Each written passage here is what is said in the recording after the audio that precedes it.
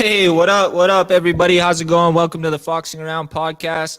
I'm your host, Raymond Fox, and you're going to have to forgive my co-host, River Thomas. He's running a few minutes late. He should be here soon. Look at that. My mic just fell down. That's hype. Give me 2 seconds. I'm going to pop this mic back in, and then we'll be good to go, ladies and gentlemen. There we go. We're good to go. Y'all hear me okay?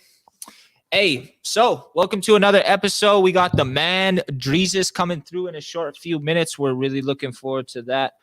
First things first, what I would like to do is I actually got a message. We got a message on the Fox Around podcast to announce some stuff. So the community of, hold up one second, I'm reading off my phone. LC Pogtog has made it to the top 4 of Craft Hockeyville. They're the first ever First Nations community to make it to the top 4 in Canada. The top 3 places in Craft Hockeyville will get $25,000. However, they're wanting to win first place because their arena had a fire in September of 2020. They haven't been able to use the arena all year because of the smoke damage and the fire damage, and they're also just hyped to get an NHL rink popping off there. So I'll drop the link a little bit later. If you guys could go ahead and do me a favor and go vote for them for Craft Hockeyville, man. Let's get an Indigenous community to win Craft Hockeyville, man. I think they'll get like $250,000 in upgrades to their community. So that's love. Let's make sure that happens. Like I said, I'll drop the link pretty soon. If you guys could do me a favor real fast too, give this video a quick like, give it a share, man. Let's get this out there so everyone can see what we're doing. We're going to have a dope conversation. One more thing, we do have merch for sale. So we got the Black Champion hoodies, we got the Gray Champion hoodies, we got the Gray joggers, as well as we got the Black Champion snapbacks. So if you guys want to support us, like we said, we don't ask for stars or donations or nothing like that. But how you guys support us is through our merch, and all the proceeds just go right back into the podcast to do what we do, man. So hopefully you can purchase a hoodie if it's feasibly possible, as they say in chief and council areas. But without further ado, man, let's get right into it. I'm really excited about this guest. We reached out to him last week. Last week, actually, he jumped into our podcast, and we're like, man, why the heck did it take so long to ask this guy, man? He's dope. He's got a hell of a story, man. He's a legend in the Indigenous hip hop game. He's also doing some acting, some activism, man. The dude's all over the place, and he is killing everything he does. So without further ado, man, I'm going to introduce our guest, Mr. Drezus. What's up, bro? Hey, what's good? What's Thanks for having me, bro. What's good? Hey, bro, I'm just chilling, freestyling this because sometimes River likes to run on Indian time. So I'm like, you know what? I got it. I'll take it from here till he joins us. Feasibly possible. Yeah, bro. I'm practicing for my my chief and council game one day, bro. Hey, much love to everybody watching. Magwech, say Tanse, say Anin. What else do we know? Oki. What do you know, bro? How do you say hello? Where you from? Hey, just straight up Tanse or what's up? That's the two that I got, bro. What's up? Yeah, what's up then? Yeah, what's going on, man? Yeah. I'm coming live from Treaty 7 territory. I just want to shout them out really quick. Home of the Blackfoot, Tsuut'ina, and the Stony Nakota. You know what I mean? Gotta show love. Hey, yes, sir. So we like to always ask everybody, bro, what's it been like in COVID times for you, bro? What you've been doing lately? You've been busy. You've been just sitting down, getting quarantine weight. What's been up? Just a little bit, man. Just a little bit. But yeah, it's been like this, bro. You know how it is. Like, You're basically, COVID has got the world by the reins right now. So we're just kind of getting taken along for the ride. But man, I went from feeling super like, oh man, this is doomsday. All my work is gone. I can't go out. What is happening? And then, when you got over that, I started getting outside, riding a bike, started feeling really good, getting into my fitness. And then I went in over my head, trying to go crazy mountain biking, busted my ribs. I broke like 2 ribs. So this is that roller coaster ride, right? Yeah. But right after that, or actually right like 2 weeks after that, I did this song with Snotty Nose called Where They At. And I went and filmed the video, busted up, cast, broken wrist. That's been me during the pandemic, is just giving it, just cutting through and just going, giving it all I can give. You know what I mean? Hey, yes, sir. That's love. That's love, bro. I know everyone's been having to adapt and try new things, get out of their comfort zone a little bit. What's it been like navigating making music during this time? Is it a lot easier because everything's digital now, or is it like harder because you can't get into the studio and move around as much? Yeah, I mean, it's definitely harder because you can't get into the stew like you normally would want to, and you can't connect with the fans like I miss the shows, man. You know, Yeah.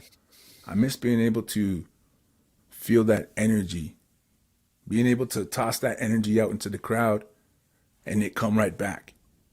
And then I throw it back out, and then you have this crazy wave that's created. I miss that. But I think as Nietzsche's, as Native people, we're very resilient. We figure it out. So I've been figuring out. And like I said, we had the single with Snotty Nose come out. Lately, I've been working with, I'm just going to go ahead and say it. I got a little something with Dakota coming up, Dakota Bear, Woohoo. the young homie. A little something. I got some solo stuff coming. I got a beautiful solo run coming. I can't wait for that to drop. Yeah, man, we working. Hey, that's blessed. That's blessed, bro. I'm excited to hear about that, and we'll jump in to your new music a little bit later. But first things first, man. Let's set the stage, bro. Tell us a little bit about young Drezus, bro. Where'd you grow up? How were you growing up, bro? Where were you living? What was it like? Young Drezus. First of all, I'm from Treaty 4, Cree and Soto, Anishinaabe. I'm from Muskogee, Cody Reserves. And I was born in Saskatoon, man. So I was actually born in St. Paul's. So anybody out there, St. Paul's babies, hey. I know they don't even have babies over there, so it's probably only older guys, old school heads. Shout out all the old heads over there. But yeah, St. Paul's, baby, West Side. So I still got family over there, and my mom was super ambitious, and she moved us out to Calgary to go to school, to work. And for me, it was like, man, I'm just getting, get thrown into this world that's barely got any natives in it. Going to school, the only native kid, or one of few. I was really came up kind of lost, kind of not really knowing who I was. Not really, I didn't have that pride. I didn't have that background to feel like, okay, this is me. This is where I'm going. This is what I know. It was kind of like a fish out of water, bro. And Yeah. that was a blessing in itself, though, because it gave me this worldly view. You know what I mean? Yeah. Nothing against my fam out east in Sass, but I mean, had I stayed in Sass, things might have been different. You know what I mean? So we came out here, and I found hip hop music. I found hip hop music in the pawn shops. Being a little thief, running in there, zoink, zoink, zoink, zoink. Run DMC. I know I'm showing my age now with that. LL Cool J. Old school stuff, bro. NWA, zoink. And I'd sit there and be like, yo, this is the dopest ish ever. And then people will be like, man, calling me names. Turn that off, you wanna be da da da da da. You can't rap. You're not supposed to da da. All this stuff, right? Yeah. So it made me kind of back off a bit. And then I go in my room. I became one of those guys. and I would, my late cookum, I would grab her boom box. Here we go with the old school stuff, the old heads. Yeah. Boombox used to play cassette tapes. Whoo, Old head. you know what I mean? I might as well talk about record players, but anyways, I would get her boombox, and then I figured out how to record my voice on the boombox. So I'd sit there practicing, like just anything, things that I couldn't say to people in public because I was too shy. People make fun of me. I'd be like, yo, what's up? My name, da da da da, or what's up, Jessica? Well, how you doing? Stuff like that, stuff I couldn't say to people. And in a weird way, it gave me a sense of like confidence. Yeah. A sense of self. You know what I mean? Yeah. And then I knew that I wasn't what I saw on these videos, but for some reason, it made me feel good about myself. Yeah. And it carried me through my life, Hip hop music carried me, picked me up, nudged me, smacked me in the face all the time, And we're here to this day. For sure, to this brother. day. To this day. So tell me, man, like when you're growing up like that, man, you're out in Calgary. It's an urban setting, so you're looking around. There's probably not too many Nietzsche's around that you can relate to. And just hearing your early rap influences, do you feel like it was a lot of the Black culture that had an influence on you growing up? Yeah. Like I said, it was like at the time there wasn't a whole lot of Nietzsche's around, and the ones that were kind of like getting into a lot of stuff, which I eventually fell in with. Yeah. But it was when I first heard that record, I can't remember what record it was, but I remember feeling like, damn, these guys just have no care about expressing themselves, about expressing who they are, about expressing where they're from, how they feel about a certain thing, how they feel about the government. I'm like, damn, it was such a foreign like idea to me to be so open. Right. And it attracted me, So right. I took it in. And like I said, I had my cookum's boombox every time she'd go to church, because my cookum was Catholic, residential school survivor. She would go to church or to work, and I'd, sneak in there, zoink, and then turn on the radio, because my little Vietnamese homie, Thru, he told me at school, tune in to 90.9 on Sundays, every Sunday at 3 p.m. The Ride. Boom, every Sunday. Taking it in. The vibes, the flows, the beats, everything. Every Sunday religiously, recording it. And that led to me watching Rap City on Much Music back in the day, seeing the videos. And, it's crazy that that's on that same channel, Much Music, is where I would see the first native hip hop rap video that I ever seen. And that was called War Party, Feeling Reserved. I'm feeling reserved. Man, that's how I'm feeling. Something like that. And I was like, whoa, what is this? Nietzsche's on the TV, because back then it wasn't internet, it was TV, and TV was this huge deal. Right. All the family huddled up, popcorn. Oh shit. And seeing those guys on Much Music was like, I was like, I can do that. I want to do that. And so I practiced more.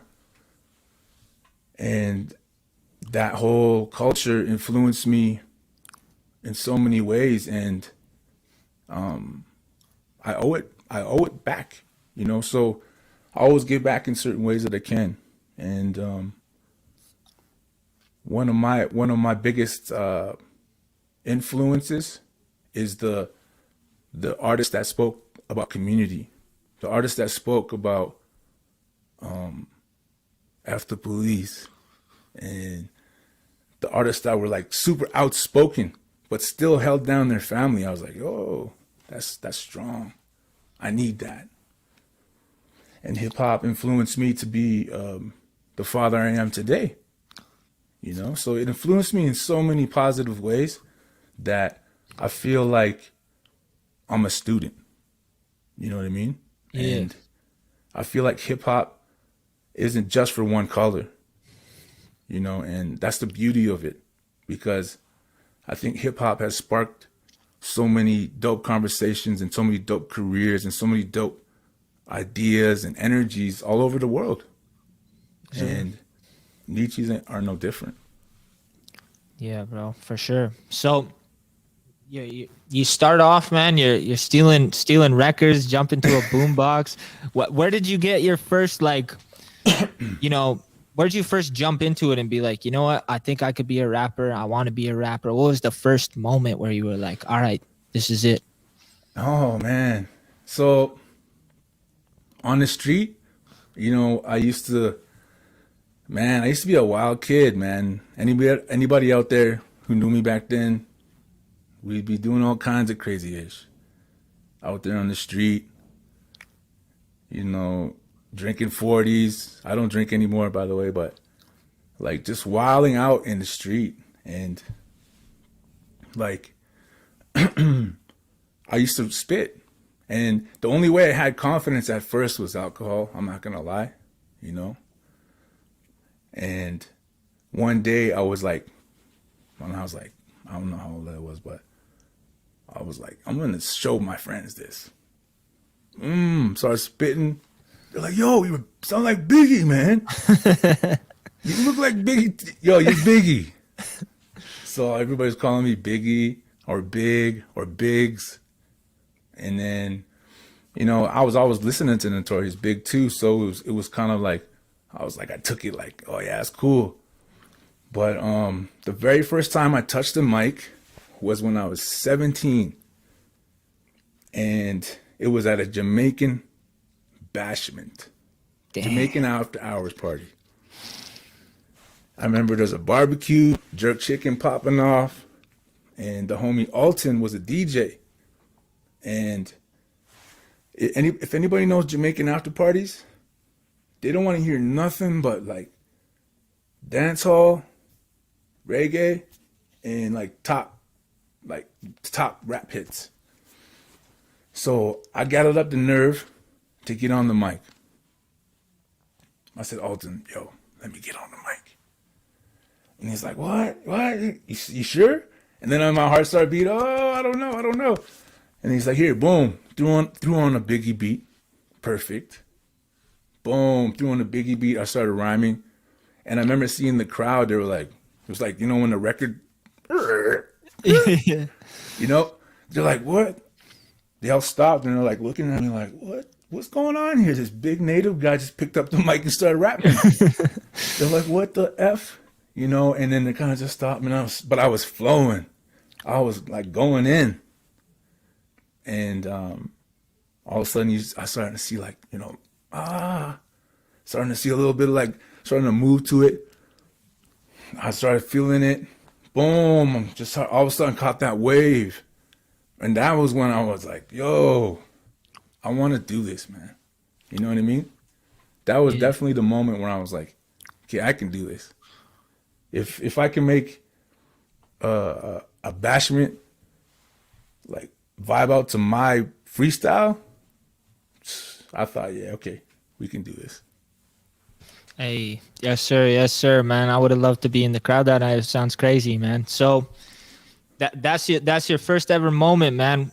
So where do you progress to next? You know, I know you talked a little bit about you being in the streets at the time. Was that a heavy influence? Was there like a, you know, two roads type idea, or how did you progress after that stage? Yeah, it was definitely a rough road with the street, like with that, because alcohol was almost there every day. Drugs were there every day, and wait, I'm gonna get my phone out of here. And you know, if you're in that state of mind you're not making the right decisions, man. You know, and I became a father, and I didn't take it the way I should have taken it at the time. Yeah. Because I'm not gonna like blame anybody or anything, but I just didn't have that knowledge, or I didn't have that understanding of how to be a good father. Right. So I went on this dark path, getting locked up. I was out in Winnipeg, you know, still trying to do the rap thing, but the money was kind of more important. Yeah. And you know, when you chase only the money, I feel like you get all the evil that comes with it. You know what I mean? And a lot of evil stuff started happening. You know, I got locked up. I was out there selling dope. Got locked up. And I remember my crew, Res Official. It was actually a group that I started with some of those War Party members that I watched on TV a few years before. Yeah. We'd been making music, and we were going to have a reunion at the 2010 Olympics. And we got booked for like 5 shows. Huge shows. Yeah. And I was on some charges at the time, and my PO was like, yo, you can go. I'm proud of you. So I had like a month before, right? I got permission.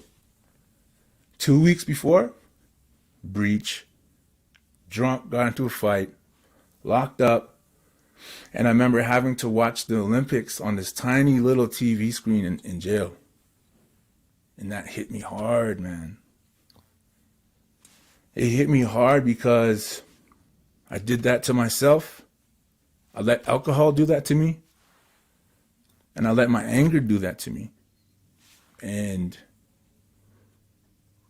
it was rough, man. You know, it was one of those moments like, holy, like, I felt like giving up. Yeah. I felt like giving up.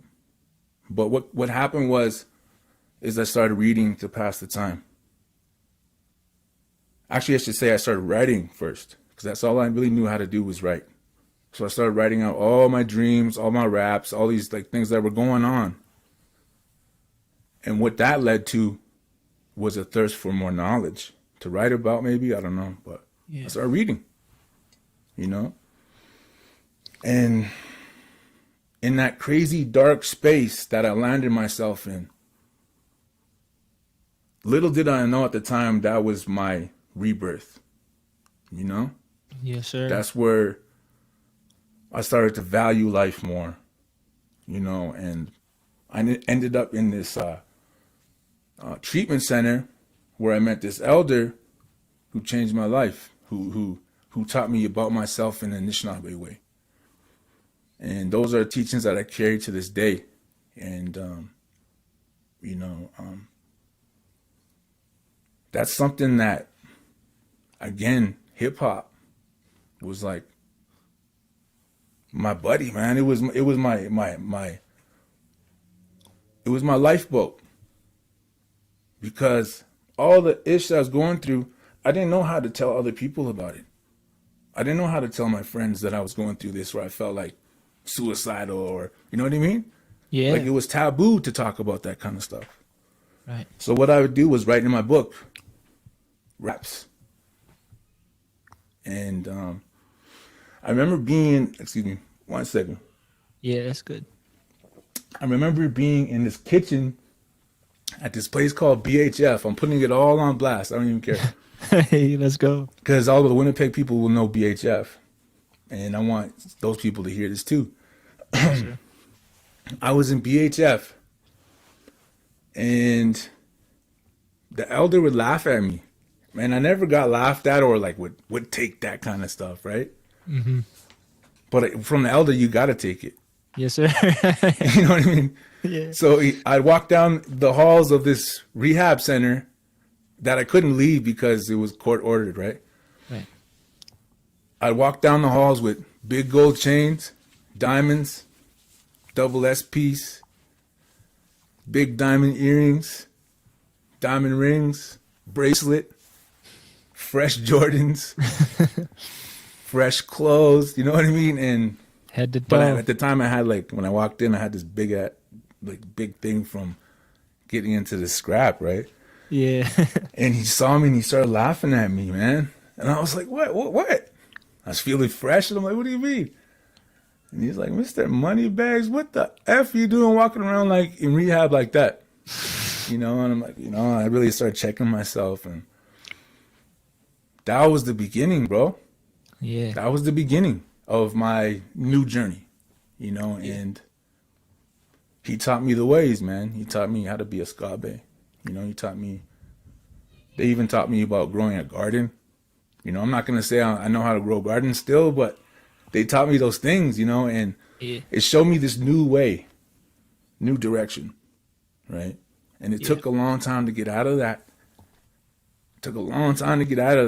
So as soon as I got released, I went back into the street, deep dive into it, selling dope, wilding out. But then music.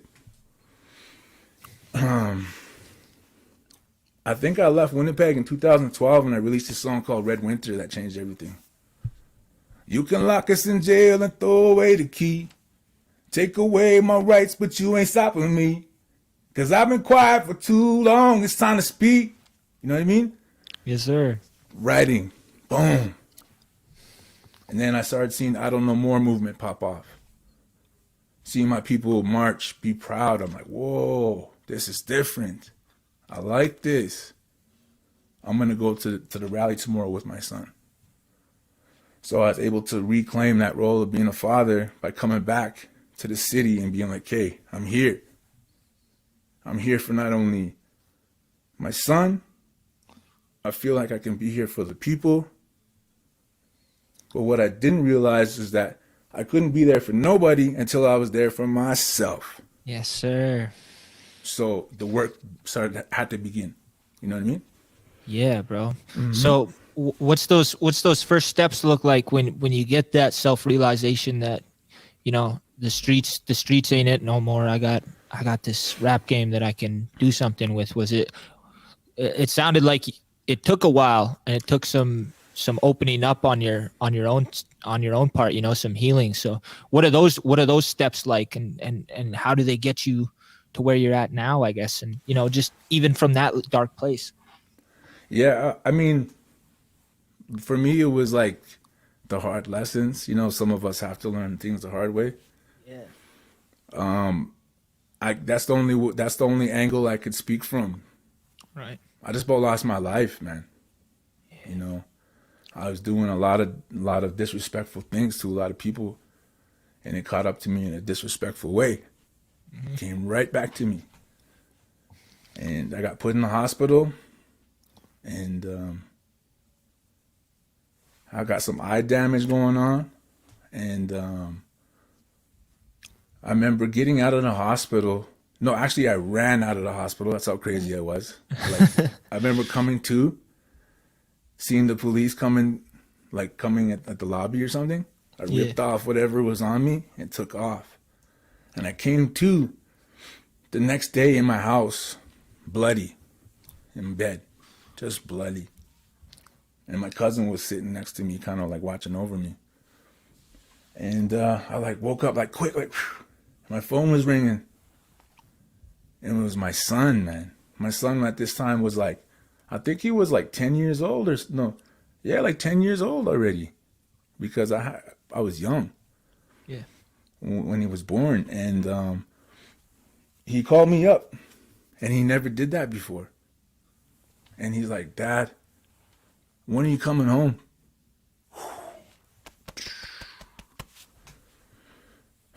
It could have rippled forever, that sentence. And I had to act on it. So at the time I was running with a crew, and we were up to all kinds of stuff, and I just left.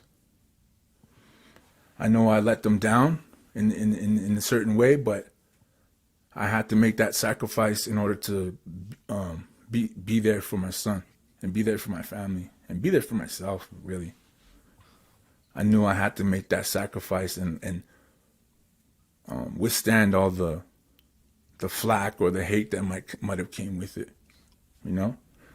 And it wasn't an easy transition though, getting out of that, because I was still drinking and partying and afraid of the police, and all this stuff was going on, right? But I knew I had to just go. And once I did, that's like I said, that's when my life changed. And to get back to those steps was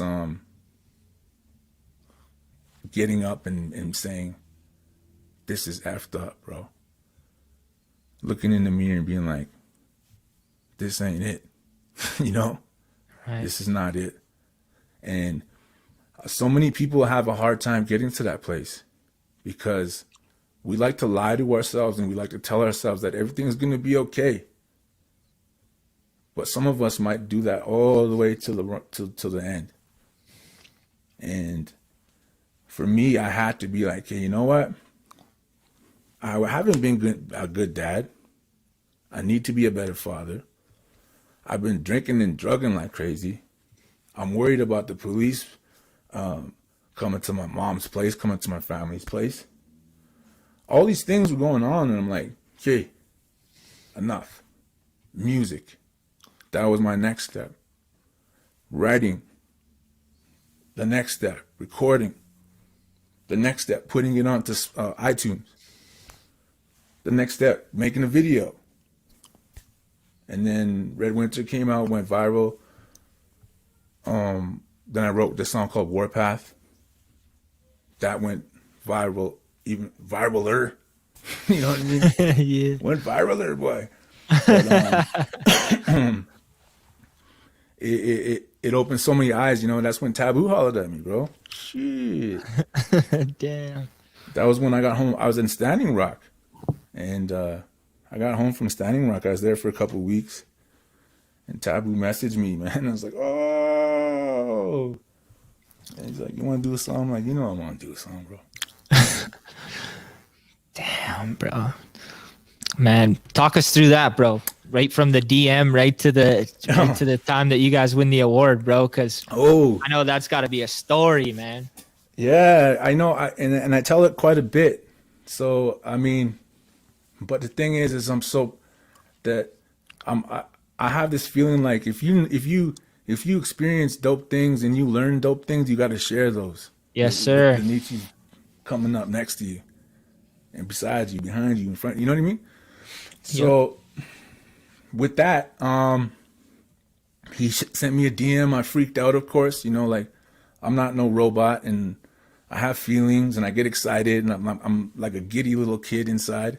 That little kid that used to like zoink CDs and tapes. That I'm still that kid. I just don't zoink CDs and tapes no more, but, or anything for that matter. But I'm still that giddy little kid, and so when he hit me up, it was crazy. And I sent him in the verse for this song called "Stand Up, Standing Rock." I remember the beat being so like happy, you know, and I was kind of like a dark, depressed kind of feeling dude, right? Yeah. And this happy beat, I'm like, what am I gonna say to this? What am I gonna say to this beat? It sounded like Black Eyed Peas, like, you know, I don't know, you know, like I got a feeling, like, yeah. I got a feeling, you know, but meanwhile, it was about Standing Rock. So I couldn't be like, I got a feeling, you know, type of thing. Mm-hmm. So I really had to, you know, there was some self-doubt about like, how can I rock with Taboo? He's part of one of the biggest groups in the world ever. Mm-hmm. How can I rock with this guy and not look like, you know, like a flea? And that was, of course, the small part of my psyche that was kind of designed to be like that. You know how a lot of us natives come out the gate doubting ourselves. Right. So there's this doubt in my head, like, oh, I can't do it. No. And then I went right back. The beat. Oh, yeah, I'm going off Homeboy's rap. Oh, yeah, we playing on it. The earth, we camp on it. In the sweat lodge, singing the songs for grandfathers. Heat rock solidly in the spot. We splash on them. I'm like, whoa. I'm like, where'd that come from, man? You know, and that was another moment that was huge for me because I wrote about what I was going through with the lodge and how it was changing my life. And I made it onto a rap song. Yeah. Like, so when Taboo heard it, he freaked out. He's like, bro, this is like the dopest verse I heard like in a long, long time. So that little boy was like, oh yeah. And yeah, we did the video. It went viral. I was freaking out the whole time because I got this video with Taboo out. But at the same time, it was like this pride, this really feeling of like I was doing something too, because we were creating more awareness to the real ones that were on the front lines of Standing Rock. Right. And the cookums and the matriarchs that were really holding it down. Yeah. And that's where I felt this whole vibe. I'm like, I felt whole because it gave me this feeling of spirit and community, and also that hip hop, that little kid, you know? Right. And he called me up and said, yo, you want to go to New York City? Freaking out. Because all I seen was the New York City skyline. I always talk about this. New York City skyline. You know that one's. It looks like it looks like music waves or something. I don't know. It looks crazy. But when I actually saw them on the plane, I just cried, bro. And not like I was by myself, so I wasn't like, you know, like going crazy, but it was definitely tears flowing from my face because I took it all the way back to being a Nietzsche from Saskatoon and the prairies, and always thinking that New York City and hip hop music and MTV, this and that, was a million miles away, and I would never get there. I never had a chance. Yeah. So to see the skyline was beautiful, and so beautiful that I shed tears. And we rocked the show, and I ended up staying in Brooklyn. A couple of days later, like everybody went home, and I was like, "Yo, Tab, I gotta go to Brooklyn. Like, can I stay? Can you extend my ticket?" He's like, "Yeah, bro." I went to Brooklyn, went to Biggie's house, like his old house. It's just a crazy story about Brooklyn, but the story continued, you know, like with Taboo that year in 2017. I'm getting all excited here. Have a drink, brother. So 2017, we went to New York. Amazing. Changed my life because that was the first time I ever been there. And I got booked to go there, which was crazy, right? And to rock the show with Taboo was crazy. He's had so much energy, this guy. And for me, I was like, oh, do I got to turn up? You know, I'm this big ass dude. So like me turning up like Taboo doesn't look right, bro. You're like, I can't even turn up like that. It just doesn't work. So I had to hit him up because I'm literally beside him. We're on stage rehearsing. And I'm like, bro, what should I do? I know every once in a while, like my Nietzsche really pops out, you know, like, yeah. And like I'll be in the States and they'll be like, oh shit, yo, like, this guy's real Indian here, man, you know? I'm like, what should I do? And he's like, what? I'm like, what should I do? Like, should I rock it out with you? He's like, no. Be you, bro. Be you. I'm like, okay. Is that enough? He's like, yeah, more than enough. Just that little comment, like, just fixed some things over the years or something crazy. You know what I mean? Yeah. And I felt ready to go. And I remember he built me up on the performance when it was actually live and the New York City crowd was there. And I remember he built me up to where when my verse was coming, he just like looked at me and he was like, he turned around, he's like looking at me like, you know, he's like just waiting for me. So the crowd started looking at me, and then I ran in there, killed it, and the whole crowd went, ah. I was like, whoa. If I could have, I would have started crying. You know what I mean? Yeah, but I was in the moment, so I was like, killing it. Oh yeah, we do, just killing it. And it was such another beautiful moment, and and it all comes back to hip hop and black culture having those open arms. That's some real shit. And I got to chill with some of those heroes that I seen. Right. I got to kick it with Ernie Panicoli, who was this Nietzsche photographer out there who photographed people like Biggie, Tupac, Madonna, Prince, everybody up to Big Drezus. Yes, sir. But he met me in Brooklyn one day. I was taking the train everywhere, the subway, because I wanted to feel it. Solo too. So I met up with him, and then he took me on this Brooklyn tour. And just amazing. There I go trying to talk about Brooklyn, so I might as well talk about it. Yeah, let's get into it. Somebody in the comments said keep talking about Brooklyn, so let's hear the Brooklyn story, brother. Mm-hmm.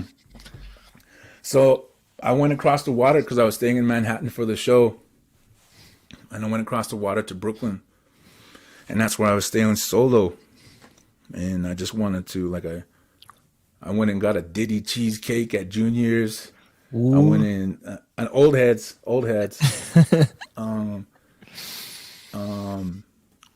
Like I said, I went around with Ernie that day, and Ernie picked me up at the subway in a Range Rover. Damn. Like Biggie style. You know what I mean? Yeah. So I'm like, I get, and he's got these big braids, and he's like, Drezus, and like, the way he talks is just like, it's crazy, but he's like, let's go to Biggie's house. And I'm like, boom. Went to Biggie's house, and it was his memorial. It was memorial time. Yeah. So there was all these gifts and like gum and blunt wrappers, Tim boots, and all kinds of things, flowers laid out for him. It was amazing, and took me all to these Biggie murals. And then he took me to this museum in Bedford. It's Biggie's old hood. And we walk in, and there's this big Biggie exhibition going on. All these artists have Biggie posters and paintings that they did, and they're just all talking Biggie. And here, me and Ernie walk in, and Ernie's famous for taking Biggie's photo. I have it. We're packing, so it's downstairs right now. Yeah. But it's Biggie in this like leather coat and this Range Rover. He's all like, laid up. And I was like, that's my favorite one. And I got it signed by him and all this stuff. And anyways, he was like, what, man, I'm losing it here. I'm getting too excited. Oh yeah, we're at the museum. And we walk into the doors, and he's just thinking, we're going to go look at the exhibit. Walk into the doors, and there's this big talk going on, the dude on the mic, the main guy at the museum. And he's like, oh shit, Ernie Panicoli's in the building. We were just talking about you. Do you want to say a few words? And he's like, yeah. First thing the man says, yo, before I start talking, this is my boy. Yo, hold on, let me get my Ernie voice. Before I start talking, this is my man Drezus over here. He's the Canadian Biggie. I'm like, oh, why did you say that, man? Everybody's like, oh yeah, kind of thing, like. And I'm like, why, bro? In Biggie's hood, on Biggie's memorial, with Biggie paintings all over the place. Damn. I'm like, bro. And then, but people were like, oh. And they ended up coming up to me like, yo, what do you do? They ended up playing my videos. Ended up getting a lot of Brooklyn fans that day. And he ended up, we went around Brooklyn that day. Yeah. But he ended up bringing me back to that museum because in the basement was a studio. And I worked in the studio. I met the producer there at midnight in Brooklyn. Ernie dropped me off, and I was on my own, no man's land. Damn. And we created some bangers, man. And I'll never forget New York. I fell asleep on a train in New York. I fell asleep on the damn subway going to the Bronx, of all places, like the scariest place in New York, bro. And I just wanted to go see where hip hop started. Yeah. And I was super tired from going all nighter in the studio. Jumped on a subway 7 or 8 in the morning. That was the only time I felt safe to go to the Bronx. No lie. And I fell asleep, tired. Boom. Imagine that. Money, cell, my pockets, just sitting there. Crashed out. Luckily, there's a dude next to me looking out. He's like, yo, you got to get up, man. Yo, you got to get up. I'm like, oh, what? I woke up when I was in the Bronx. Damn. Project buildings, like the orange and brown project looking buildings everywhere. And then I went out and I seen a Starbucks and I'm like, I'm going to go to that Starbucks, bro. That's the only place I was like, I knew like, I'm going to go sit in there. And then I realized I was in like one of the craziest hoods in the Bronx. So as fast as I could, I got back on the train, back down. Went and saw Cedric Ave, the birthplace of hip hop. Went back down, caught my flight, went home. Never forget that experience. And that year was ridiculous because I got home from that and Taboo called me and said, we've been nominated for an MTV Video Music Award. Sheesh. What was that like? Man, all these years I was thinking about Much Music, bro. Yeah. Much Music Video Music Awards or whatever. Right. MMVMAs. Aboriginal People's Choice Awards, Indigenous Music Awards, Juno Awards. Those are the things I was used to, and never in my life I thought I would get told I got nominated for MTV VMA. Freaked out. And it was wild. So we went down to LA for that. And by this time I was cool with Taboo and the Black Eyed Peas already. Yeah. Taboo had already taken me into the Black Eyed Peas studio in Hollywood. It's will.i.am studio. It's called the Future Studios. That in itself was a ridiculous experience, man. It was like being in a spaceship. It was like going to space or something, man. Especially when will.i.am walked into the room. Damn. I was like, because first it was Taboo and Apple D-App and my boy Mook and the producer or engineer. And I sit in the back. I'm just kind of taking it in. And they're playing new Black Eyed Peas music. And I wanted to get on my phone, but I knew better. Yeah. I knew better by that time. I was like, okay, I'm not going to do that. But then all of a sudden, will.i.am walked in. Oh, I just tightened up, man. I was like, oh, man, was this guy he's going to tell me to get out of here or something, Right. And will.i.am was like, he's like, yo. He just started talking to me right away. He's like, are you Native American? I'm like, yeah. And he's like, oh, I'm going to call you Native Tongue. I'm like, all right. I didn't know how to take it. I was like, Yeah. You ain't gonna say no, yeah. Hell yeah, man. will.i.am just gave me a name. Just right after meeting him, and that was wild. But that morning of the awards, we started there in that same studio. And Taboo gave us a pep talk. And I got to shout out everybody who was up for those awards with me. The whole Mag 7 crew, which is PJ Vegas, MC1, Superman, Taboo, Spencer, Doc Battier, or Batista. Sorry if I pronounced that wrong. And my verse. So my verse is a Taino girl from Orlando, Florida. And we all jumped into this big Sprinter van, like the big fancy ones the stars use. Yeah, yeah. And it was just a real experience because Superman had on his regalia, and a couple of the homegirls, a couple of the sisters had on the ribbon skirts. Right. And, I had the Cookum scarf, repping. And we were just repping hard for Nietzsche's that day. And I remember driving to the awards, and seeing all these places from the movies in LA. Yeah.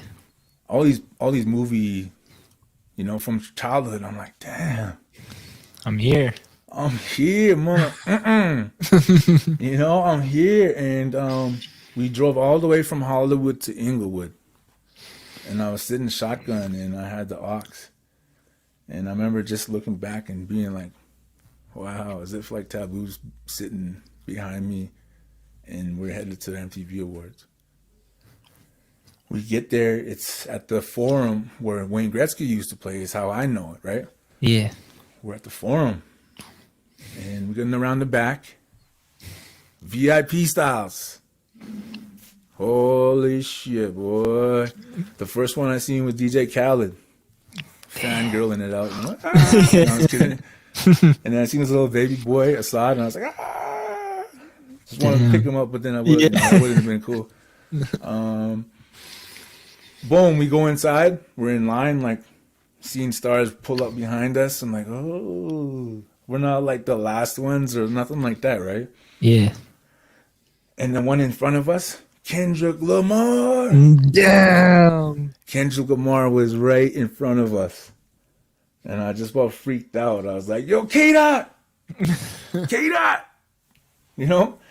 Yelling, and then bro was like, yo, chill out, man. You know? And I'm like, hey, man, I'm from Saskatoon, bro. Yo, the rest came out. You know? I'm from the prairies, bro. What do you mean? This is LA right now. This is crazy. It's Kendrick Lamar. You know, anyways. Yeah. His wife heard me yelling around and she looked, and then it kind of made him look. And then he gave me one of these, and then my little rap heart was just made that day. Yeah. You know, that little kid was like, oh man, I was just jumping for joy that day, bro. Yes, sir. So we go into the spot. Boom. Charlemagne the God. Yo, it's the natives in the building. The natives are in the building. And then we're like, yeah, you know, feeling extra lovely. Boom, walk past them. So much going on. Out of nowhere, Cardi B just starts rapping. And like, Bodak Yellow, like when Bodak Yellow popped off. Yeah. And she's like right there in front of her eyes. And I'm like, what is going on right now? Gucci Mane right here. You know, little Yachty right there. And here's us, you know, a bunch of Nietzsche's. Right. Holding it down. And we got nominated for the best fight against the system. It's literally the first time in MTV VMA history that they had that award. And also the first time in VMA history that they plucked the music video from YouTube. Wow. So usually it's a labeled thing submitted. Yeah. This time they plucked it out from thin air, hollered at us. And we were up against Logic, Big Sean, Alicia Cara, and I keep forgetting the last one. I feel so bad, but you know, Big Sean. I'm like, whoa, what? You know, yo, I'm in the same category as Big Sean. I'm telling everybody, yeah, right? And it was amazing, man. We that day we won an MTV VMA award. And I didn't get the hardware that day, so I didn't really take it in completely fully that day yet. Yeah. It happened to be my birthday that day, so after the awards we all celebrated. It was beautiful. My wifey was there. It was beautiful. But the day I actually got the award came a few months later, and it was in Miami. And we'd finished doing a show. It's my first time in Miami, too. We finished doing a show at the Miami Hard Rock Arena, and I always say this because I love J's, and I don't like collect them as much as I used to. Yeah. But I'm sitting there in this room, and Taboo gave me this like crazy room in his mansion that Doc and them hooked up, like felt like Scarface in there. Anyways, it was in Miami, right? Yeah, alligators, bro. Or crocodiles we had out there. Damn. It was wild. I got pictures. Hey, you're gonna have to send me them. Yeah, let's go. But So I'm sitting on the couch, and I wasn't expecting the hardware at all. And he brings this black box. It looks like shoes. Yeah. So I'm like, yo, are those? Oh man, are those the Levi 4s? You know, or 3s or whatever it was? Yeah, yeah. Because they were out at the time. And he's like, nah, man, take this. Open it up. And it's this guy. Dun, dun. Bro, there it is. What the hell? He's floating around in space right now. I was playing. Yo, that's MTV Music Award right there, man. It's the Moon Man, baby. In that moment, I became the first Nietzsche in Canada to get one of those. And I'm not boasting. I'm the first and definitely not the last. Yes, sir. You know what I mean? And I remember I seen the box and I was like, you know that moment when I told you about New York City? Yeah. And I felt emotional. Well, this was like times 10. And I couldn't hold it. And the damn guy had to have cameras on me. Oh no. Yeah, but it was all good. Like it was. I'm glad that now, but Yeah. I couldn't hold it. Yeah. It was like, one of those ugly cries. Yeah. Because it was like all those times that I got shot down, that I got called wannabe, I got called all kinds of stuff, man. So many people telling me I couldn't be what I wanted to be or be anything. All of those came flooding back. And instead of like piercing me and hurting me like it did, it was like, this was like a bing. It was like, not that this validates me, but my musical journey, this was like the physical manifestation of that. You know what I mean? Yes, sir. And I got emotional like crazy, and I started thinking about all the work that I put into that, and how many times I thought of giving up, how many times I tried to give up, how many times I gave up, all that. I was like, hey, you saw this through. Now comes the real work. You know what I mean? This was like, because I'm a hard head, man. I got to learn the hard way all the time. Yeah, bro. And this is, as hard as it gets. you know what I mean? Yeah. So, yeah, man, and that propelled me, in my confidence, and I broke through a lot of doors within myself that I had there because of things like residential school, colonization, all that stuff. Mm-hmm.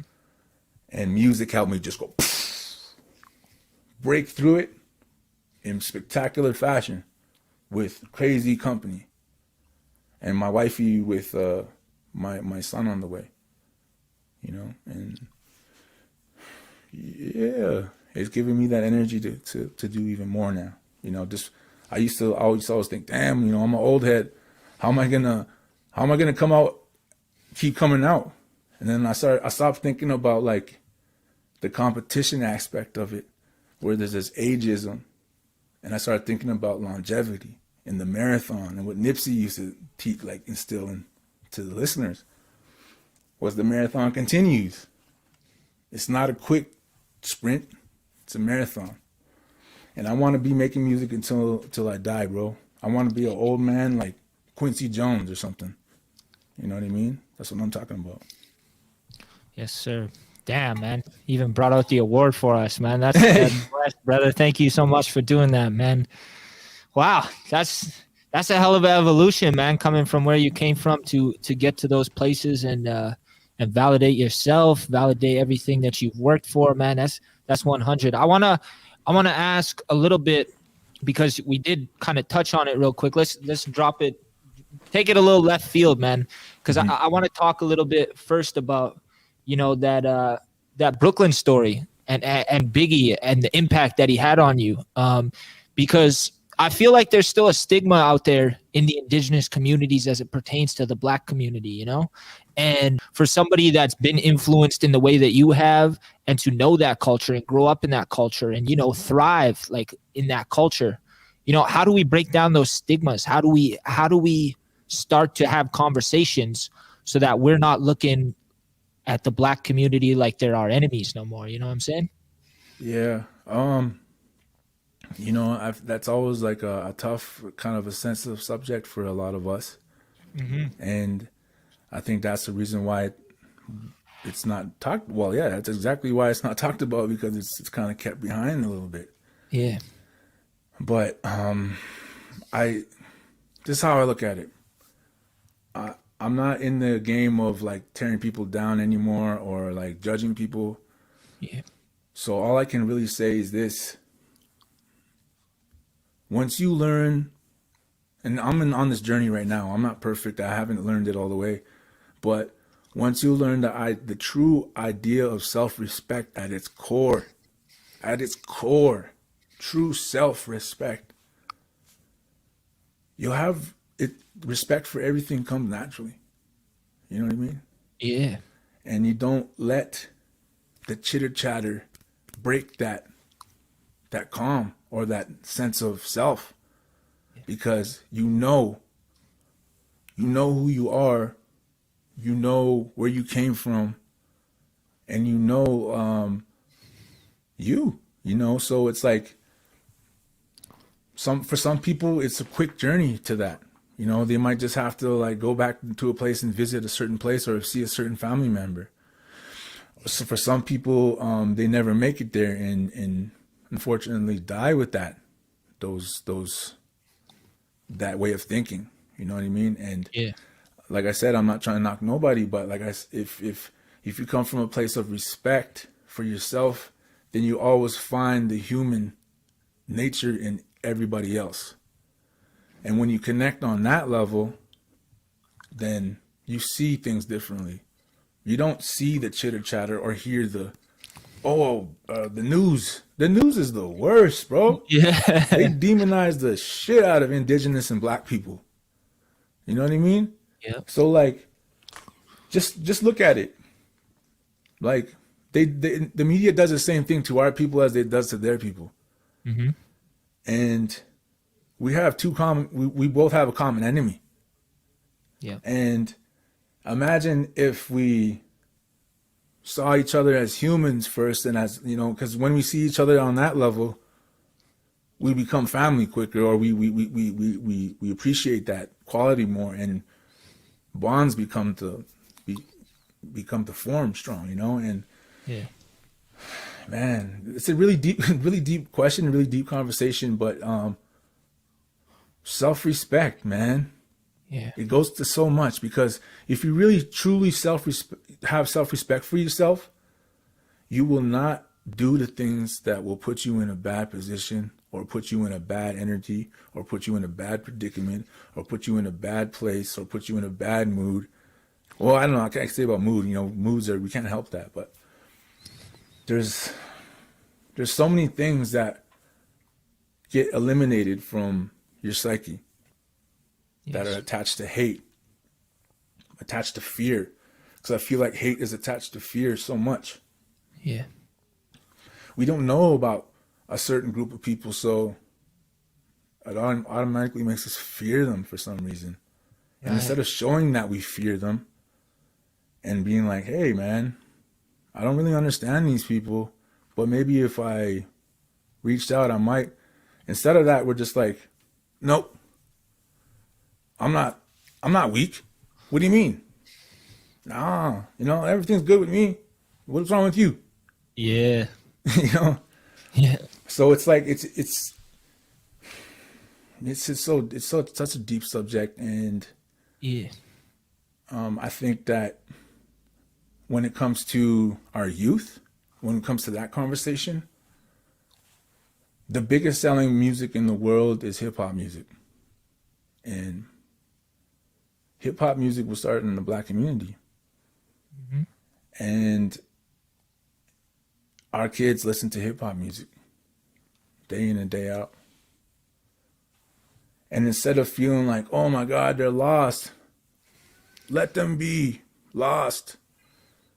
You know, because some of the kids are listening to the wrong types of hip hop music too. You know, like influencing them in different ways. But Right. if we met them there, if we met them there with that conversation, like, oh, what are you listening to? You know, oh, I heard this guy Drezus, or you know what I mean, or like, Yeah. or this Nietzsche Grizz. You know what I mean? Yeah. Like that's doing it. Then I might be like, oh, you know, I feel like that there's such this big disconnection that the media and colonization has created, that as soon as we see that color, it's nuh-uh, no. And not for me, but like just for people who are like that, you know. Right. And it's like, how about forget about all that? Let's talk about music. When you go to a concert, you see people from everywhere, bro. Yep. Everywhere.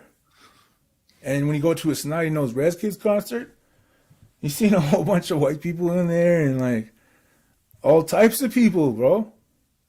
And it's like, it's our chance to educate them, bro. Yeah. So we can use our allyships and our friendships and our bonds and our communities as tools and resources to build each other up. And why not use hip hop music? The language that our youth understand. Right? Yeah. So if we looked at it like that from the youth point of view as well, I think that would change a lot. Like, because as parents, we come to this moment where like,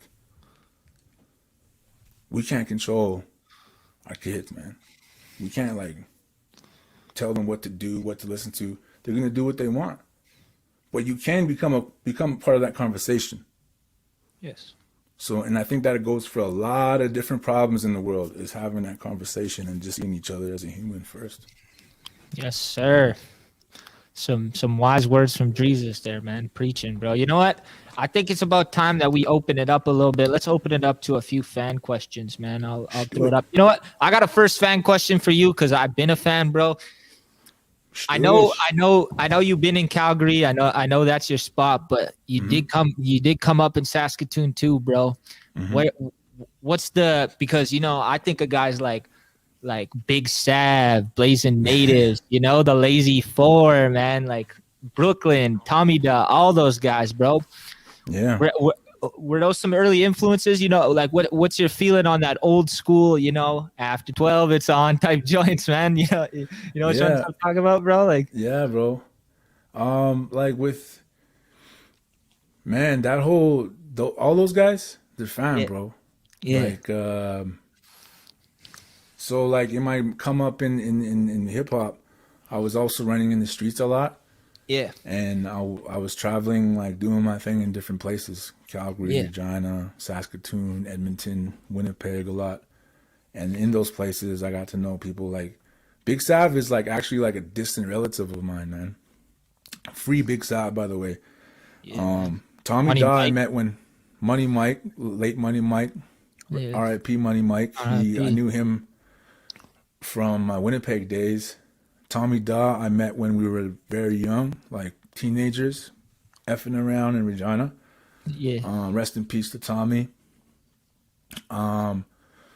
Yeah, all those guys I came up around too, and you know, it just wasn't like known so like out in the public eye, but we always like kicked it whenever I ran through town, and they would come through town too. And yeah, so later on in my life, I went back to Saskatoon and started going to like these freestyle shows, like freestyle competitions.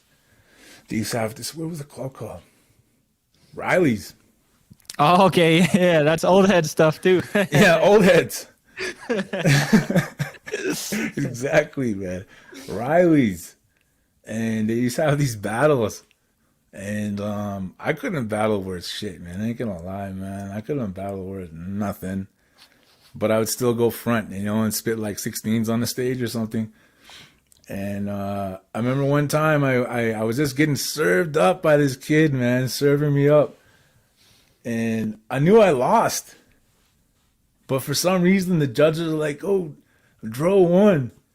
And I'm like, what? Who's the judges? I'm like, what? I looked and I seen this little Nietzsche guy, like kind of a shorter cat, you know, and that ended up being Joey Styles. Hey, So shout brother. out to brother Joey Styles, man. Yes, sir. He kind of cheated me out of that one, but I mean not cheated. He cheated the game for me, but Yeah. I didn't battle much after that. But we started getting in the studio, and I was right there when Stress Street was first starting, man. Was right there, and yeah, there's a lot of like craziness around that time, you know, with Joey Right. Styles and Stress Street around those days. So yeah, a lot of craziness and a lot of fun times. We opened for a lot of crazy people like 50 Cent. Yeah, and then y'all fought him. Yo, okay, I'm not gonna get too deep into that one, Yeah, but bro. I was there. I know it's Yeah. coming up now in conversation on the net, like Yeah. recently. Yeah. Like people are like, oh yeah, they got jumped, but it wasn't the whole G unit that got jumped. It was actually Young Buck who was kind of like cussing out Nietzsche's man on Yeah. stage, and Not the place. there, yeah, not the place. And there was a few like other things going on at the time. Yeah. There was also a mass amount of people that were flooding on the stage, and the dudes started going up, and there was only like females at the time, and they didn't like that, right? Yeah. And I remember one of my bros got bottled. That was the The straw. kickoff. Yeah. You know what I mean? And I remember seeing them boom, and then everybody rushed, and then yeah, I'll let the internets go off about it, Yeah. Yeah. but yeah, it's not as crazy, but at the same time, it's crazy. You know, it's funny, Yeah. man. Yeah. No cap. All right, let's get into a few questions here. Hmm. Shout out to the homie Marmar Gaming. He's got our first question here. He says, "Thoughts on lateral violence? Your peers that try to bring you down. How do you block out negativity?" Yeah, man, that's a serious one, man. Oh, um, Uncle Drezus time. yeah, man. This I cannot talk deep, man. Like every time you sit down, you got to get a tea and a biscuit. No, I'm just kidding. A piece of bannock or something, you know. But Flash the rocks on him. yeah, but man, lateral violence is it's everywhere, man. It's always been there, you know. And sometimes it's closer than you think. And I learned over the years that people that are angry with themselves project it onto other people. Simple and plain. And not only angry, but sometimes people get jealous, you know what I mean? And, you know, things like IG and social media kind of hype us up a little bit and make things kind of magnify our lives a little bit and make us look bigger than life Mhm. sometimes. So people see that or see the highlight reels and they're like, oh man, ouch, I don't do that. And then they start to compare. And that's where all kinds of stuff happens and you start thinking ways. And yeah, man. And I've been through it for years. I've been, man, death threats, bro.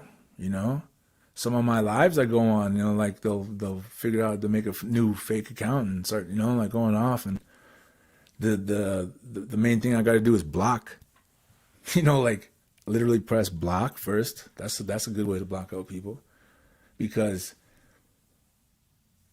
trolls will make you feel like you're weak for not hearing fighting with them or blocking them even. Like if you block them, they won or something crazy. You know what I mean?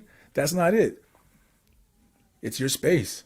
It's your life. It's your social media. It's your career. You know what I mean?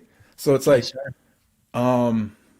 blocking them out, definitely pressing block. But in real life, it's like again, it's a self-respect thing. You know what I mean? And part of Yeah. that for me is smudging, bro, and making sure that I'm staying grateful, um, um, um, I'm crossing my T's, dotting my I's type of thing, you know, like I'm making sure that I'm doing what I have to do as a man and as a father.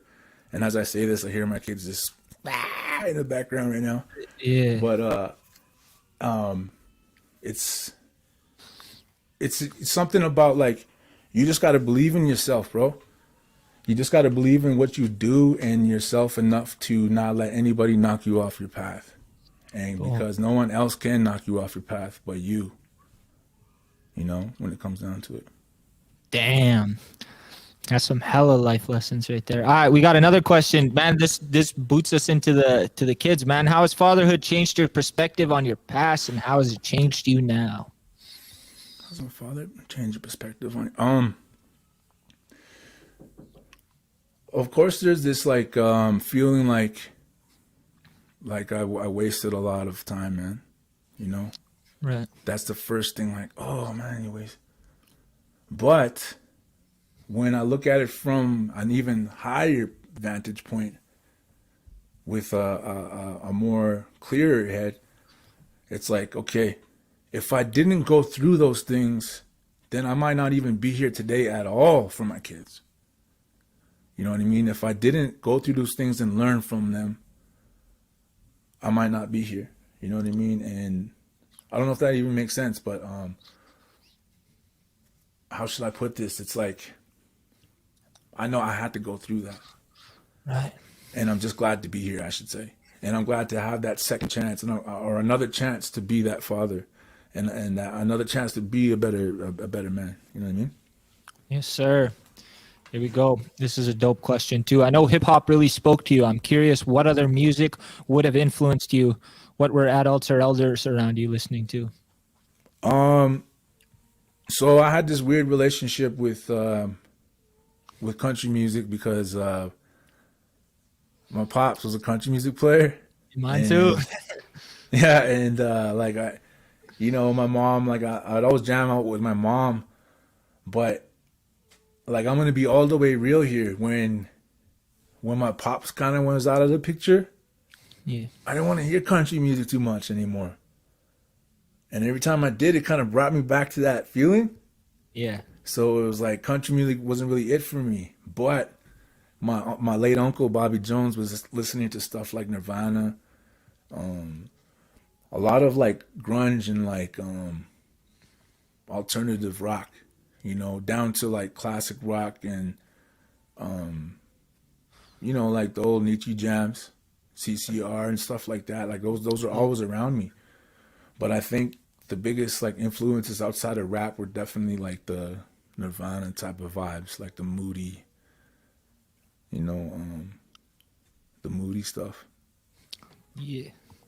All right, here we go. We got another question. Do you see the music business eventually cross-promoting through video game streamers? Sort of what you've been doing with Okimau and the Moose Tree Gaming collab you got going on currently. Yeah, I don't have a Moose Tree collab per se right now, but he definitely supports and I support him and we support each other. Yeah. But me and Okuma, definitely, yeah. But yeah, the streaming is killing it, man. And I know Terry's been on it for a long time, so I got to big you up on that, bro.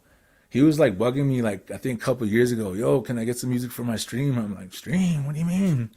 You know what I mean? I'm like, Yeah. games on the stream? What do you mean, bro? Like I didn't understand it, but now I see it just coming full force, and now I can even see some MCs being like, yo, can you play my stuff on your stream? You know, like. Yeah. So I think there's definitely opportunity for both sides to collab and make bigger things happen. You know what I mean? Especially with all the licensing bullshit that's going on with YouTube, bro. Yeah, no cap. That must be frustrating as an artist as well too. I don't think. Hold up. I think that's it for fan questions, man. Why don't you first things first? Let's tell people what you got going on presently, bro. Are you working on some music right now? I know you got the some merch coming out. What's the next steps for Drezus? Okay, so definitely we got the Thunderbird collab popping off right now with Okima. I was trying to put that up there. Let me see. I think, yo, shout out to Okima. He's out. Man, I had these comments turned off. What is wrong with me? Sorry, fam. I got all types of fam in the building. Okay. Let me see. Okima's in the spot. Shout out to Okima. Post up the link if you could, broski. Yeah, link the DM. We'll put it up top here. Oh, snap. Okay. There it is right there. Right there. Okay, so man, you know what? Since I opened my big mouth about a giveaway and didn't prepare for it, we got to figure this out, bro. What you want to do, bro? How you want to do it? I guess we could do a call-in. We could do whatever you feel like, brother. Oh, you can do call-ins? Yeah, yes, sir. Okay. Let me link my phone real fast, and then yeah, you'll be the only one that'll be able to talk to them. But Okay, so you'll have to run it through. Can you hear through there or? I don't think I'll be able to hear, but you'll be able to. So Okay. you're gonna have to do the talking, brother. 1 sec. Okay. I'll throw it up on the. There we go. We're good to go. So All right, man. So What do you want to do? What should we get them to do if they call in? Man, they better tell you like maybe one of their favorite Drezus songs. They better. Okay, this is They I better got it. spit. Yeah, okay, I got it. So I'm gonna give out a hoodie right now. Me and Okima, we decided that when I come on Foxing Around, that we're gonna give a hoodie to one of their viewers. So we're gonna give you one of these right here. And they're nice and high quality. They nice. They nice just like Broski's merch over there too. You know. Hey, much love, bro. Good stuff. We don't mess around by. Yeah, we all gotta eat. You know what I mean? But yeah, so these come in 6 different flavors, and between me and you, we might have some new ones coming. But yeah, so I got one of these for you. You can pick your size. You can pick your color. So what we got to do is. First of all, share this feed right now. Everybody, share that feed. And if you're in the comments, I need to see some flames. I need to see some drums. I need to see some aliens. I don't care, man. Just throw some comments up there. And Homeboy's gonna throw up the number. Yeah. I'll link the Homie's phone gonna number throw up your there. digits real quick. Oh, shit. And then what you got to do is say one line of one of my songs. Any song. Oh, that's it. One line. And you don't have to like say it in my voice or nothing like that, but one line. All right? Are you guys with me? Hey, is everyone with them? Yeah, we got 100s in here. We got emojis like crazy. Okay. There we go, brother. This is looking crazy. All right, I'm gonna link the phone number here in 1 second. We'll pick the first caller, the second caller. What you think? Let's just go with the first one that comes in. All right, first one that calls up. I'm gonna put up the number right now, and then yeah, Drezus, you're gonna have to do all the talking once I answer because I ain't too techie yet. I don't know how this works. There's the phone number, ladies and gentlemen. I'm gonna try and turn it up so you can hear it. Yeah. Oh, never mind. Not doing that. Yo, some bad static. There we go. I'm waiting for the first phone call. Hey, you better not use up my minutes here either, people. It's a 2-minute phone call. You remember those struggles, bro? You remember those minute struggles back in the day? Yeah, man. To go to the store, get it going. Where you guys at? Here we go. We're waiting for the phone call. They're probably Googling the lyrics. There we go. Here it is, bro. Let's see if this works. Hold up. 1 sec. No. 1 sec. 1 sec. Come on, G, bro. All right. See if you can talk to him, Jesus. Oh. What's up? Can you hear me? Yo. What's up? Who's this? Can you hear me? Oh. I think we lost him. Yo, can you hear me, bro? Hello? You're hella choppy.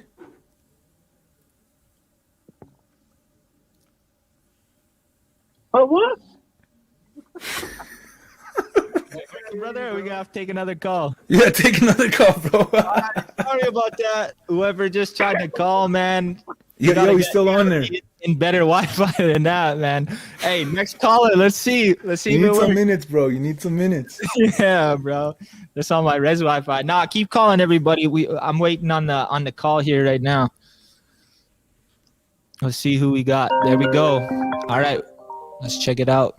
See if this one works. Hold up. Let me see if I can. You hear him? Talk to him, Jesus. Hello. Oh, wait. Hold. Yeah. What's up? I have Hold on. I'm gonna try to put you on my speaker real quick. One second. oh, you can hear me. Can Hello. you hear me? I don't think she can hear I me. think it's your guys' Damn, phone. bro, what the heck? All right, let's try. Hello, it like like this. I think Hold it's your up. guys' phone. Let's try it like this. I think it's. Yo, what's up? Can you hear us? I can hear you. Yeah, can you hear Drezus? Yeah, I can hear her. All right, so yeah, Drezus can't talk because we messed up the tech, but he could hear you at least. So thank you for calling in. What's your name? Hey, what's up? It's a longtime fan, Claudia is calling. Hey, what's up, Claudia? Hey, just wait. And Go I ahead. just wanna say the lyric is What? work. What's that? Bro, does that work? I don't know. I ain't I hearing don't Jesus know. say- That's not a line, man. That's like that sounds like Rick Ross, like. Huh? No, I'm just kidding. That's like a. Yo, man. That's not like old mushroom, like an old mushroom in the sweat, like. Yeah. No, he says it in the beginning of his songs. Okay. I think Yeah. I don't know, man.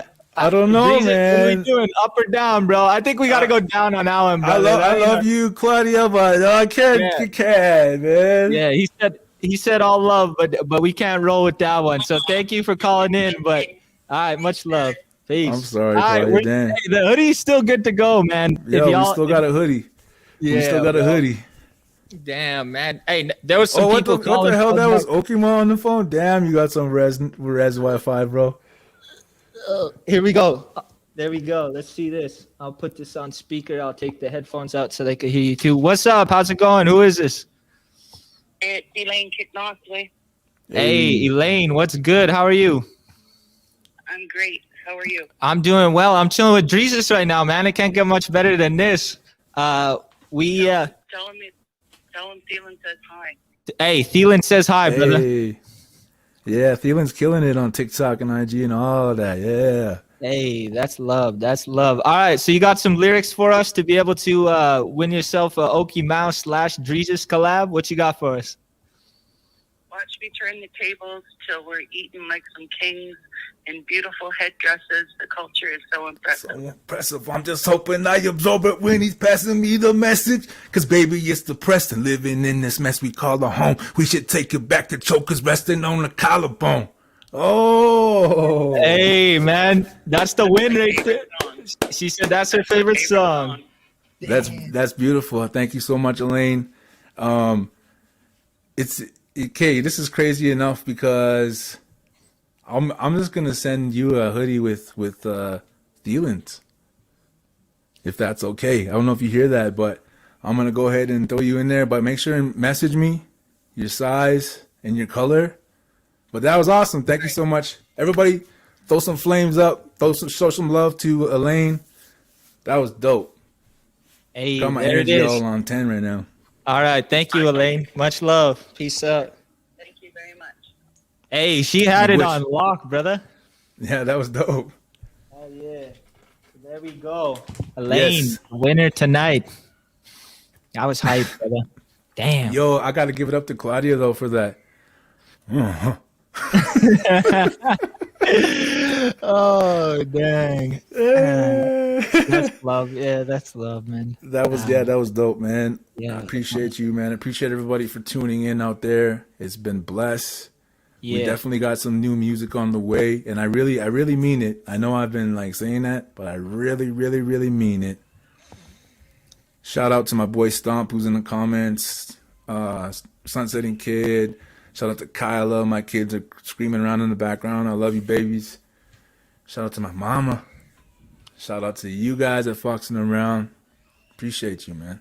Hey, much love, bro. So yeah, you kind of pretty much did it, but what we like to do at the end of the show is we like to give it up to the guest, let him wrap it up. I'm gonna come say thank you at the end, but give your final message to everybody out there, bro. Maybe they need some words of encouragement. Maybe you just want to plug your merch. Whatever you need to do, brother. I'm gonna give you about a minute or two just to drop some final Uncle Drezus knowledge on him. So give it to him, family.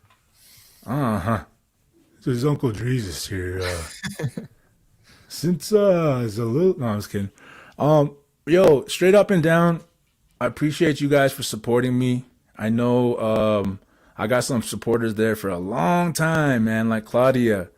I appreciate you so much, man. There's people like you that really keep the arts going, you know, the Nietzsche arts moving and flourishing and traveling to new communities. And I can't thank you guys enough for that. And that call-in feature was one of the sickest things I've seen in a while. So big ups for that, and big ups to Elaine. That was so beautiful. I just want to say out to everybody out there who might be watching and going through a tough time. After I get off of this, I'm gonna light a good smudge, and I'm gonna keep you in my prayers, especially those who are dealing with COVID and dealing with loss. We're there together. And I just want to say that energy that from the community is what carries me. And I can't wait to be able to give back in more ways and be able to give you guys music coming. Appreciate you. Thanks for coming through. Magwitch. Hi. Hey, my brother, man, thank you so much for coming through, bro. Your stories are amazing. You're on the right path, man. I'm proud to know you. I'm proud to be your brother. And thank you for coming to chop it up on here. We'll bring you on anytime you want to come release some music with us. You want to give away some stuff, or you just want to come chill and talk about whatever it is that you want to. You're more than welcome, bro. So thank you so much for doing this, man. Much for love. Sure, brother. Appreciate you. I'll hit you in a little bit, bro. I know you got some kids to attend to, so I will let you know. Yeah.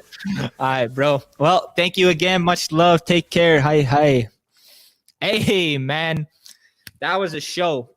Thank you so much, everybody, for sticking by. Obviously, River couldn't make it tonight. He got stuck in the bushes, but all love to him out there, brother. We'll see you next week when he rolls through. We do have some merch available for sale. We got the black hoodies. We got the gray hoodies. We got the gray sweats, as well as we got the black champion hats. So if you guys want to support us in any way, purchase a set of merch, man. We'd really appreciate it. I'd also like to give a quick shout out to my mom, Christus Kilometers from MMIW. Go give that a follow on Facebook. She's walking across Canada to raise awareness for MMIW. They also got an online auction going on right now to start to raise some funds. So go check it out. We actually did donate a pair of Foxing Around sweats. So if you want to purchase it that way, go bid on that and go check it out, man. Once again, I can't thank you guys enough for every time that you guys come chill, listen. I love when you guys are in the comments. You know, you guys are commenting and showing us that love. It really means a lot, man. And I'm thankful that Drezus took some time out of his day to come and chill with us. He had some amazing stories, and it's love. I'm going to be moving this week. I'm real excited about it, man. I got some big things planned for myself in the next few days that I'm really looking forward to. Yeah, that's pretty much it, man. Buy some merch. Thank you for coming. Take care of each other, man. You know, like Jesus said, it's about that self-respect, but go out and give that respect to somebody else, you know. Try to show somebody some love, buy somebody's coffee, do something nice this week, man. It'll come back to you tenfold. And what else, man? Oh yeah, mask up if you can, put some hand sanitizer on, keep your social distancing. It's really important that we keep COVID numbers down, because I'm trying to have a summer. I'm trying to play res soccer all summer, and I ain't trying to let COVID get in my way. So like my brother Joey Styles always says, man, this is way too trill for the average bear. Much love. Hi. Peace.